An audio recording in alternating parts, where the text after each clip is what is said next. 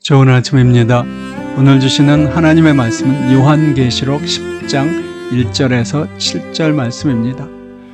내가 또 보니 힘센 다른 천사가 구름을 입고 하늘에서 내려오는데 그 머리 위에 무지개가 있고 그 얼굴은 해 같고 그 발은 불기둥 같으며 그 손에 펴놓인 작은 책을 들고 그 오른발은 바다를 밟고 왼발은 땅을 밟고 사자에 부르짖는 것 같이 큰 소리로 외치니 외칠 때에 일곱 우레가 그 소리를 발하더라. 일곱 우레가 발할 때에 내가 기록하려고 하다가 곧 들으니 하늘에서 소리 나서 말하기를 일곱 우레가 발한 것을 인봉하고 기록하지 말라 하더니 내가 본 바 바다와 땅을 밟고 섰는 천사가 하늘을 향하여 오른손을 들고 세세토록 살아계신 자 곧 하늘과 그 가운데 있는 물건이며 땅과 그 가운데 있는 물건이며 바다와 그 가운데 있는 물건을 창조하신 이를 가리켜 맹세하여 가로되 지체하지 아니하리니 일곱째 천사가 소리내는 날 그 나팔을 불게 될 때에 하나님의 비밀이 그 종 선지자들에게 전하신 복음과 같이 이루리라. 오늘의 제목은 지체하지 아니하리니입니다. 기독교는 근본적으로 말세 종교입니다. 우리 그리스도인들은 잠시 이 땅에 사는 것이 아니라 앞으로 있을 날을 위해서 살아가는 사람들입니다. 또 우리는 하나님을 대면하는 그 마지막 순간을 위해 이 땅의 모든 고난을 견뎌내는 사람들입니다. 그래서 우리 그리스도인들은 헬라어로 에스카톤, 종말이라고 부르는 그 마지막 시대를 살아가는 사람들입니다. 초기 기독교인들은 지금 우리보다 훨씬 더 종말론적이었습니다. 그들은 마지막 날을 임하는 뜻하는 주님의 재림을 간절히 기다리고 살아가는 사람들이었습니다. 때로는 그러한 갈망이 너무 지나치기도 했었던 듯 싶습니다. 사도 베드로는 말세에 대한 그렇게 지나친 갈망에 대해 주의를 주기도 했습니다. 사랑하는 자들아, 죽게는 하루가 1000년 같고 1000년이 하루 같은 이 한 가지를 잊지 말라.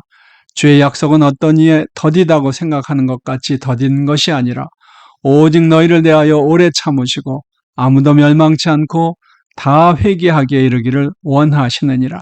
베드로후서 3장 8절에서 9절의 말씀입니다.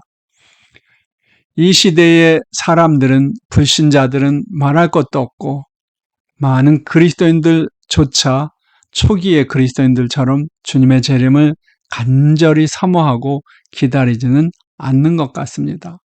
따라서 우리는 그러한 종말론적 무관심에 대한 베드로의 경고에 더 적합한 사람들입니다.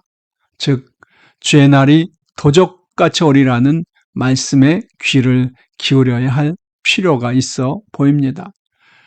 요컨대 우리 그리스도인들은 종말, 즉 주님의 승천하신 후로부터 마지막 시대를 살아가고 있는 사람들입니다. 깨어있지 않으면 주님이 재림하는 순간을 놓칠 수도 있습니다. 그러나 우리 주님은 자비로우신 하나님이십니다. 주님은 스스로 이 땅에 재림하시기 전 모든 사람이 다 회개하고 다 구원받기를 원하십니다. 사도 베드로의 말에 따르면 주님은 인내로 그때를 기다리는 가운데 지체하고 계셨던 것입니다. 얼마나 다행인 일이었는지요. 저는 주님의 인내 때문에 제 자신이 구원받게 되었다고 믿습니다. 여러분은 어떤가요? 저는 또 제 사랑하는 사람들이 모두 회개하고 구원받을 때까지는 주님이 조금 더 기다려 주셨으면 하는 소원도 있습니다. 그러나 오늘 말씀은 우리에게 경고합니다. 주님은 오래 지체하지 않으실 것입니다. 모든 피조물의 통치자이자 심판자 되신 주님이 더 이상 지체하지 아니하리라고 이미 선언하셨습니다. 주님은 곧 오실 것입니다.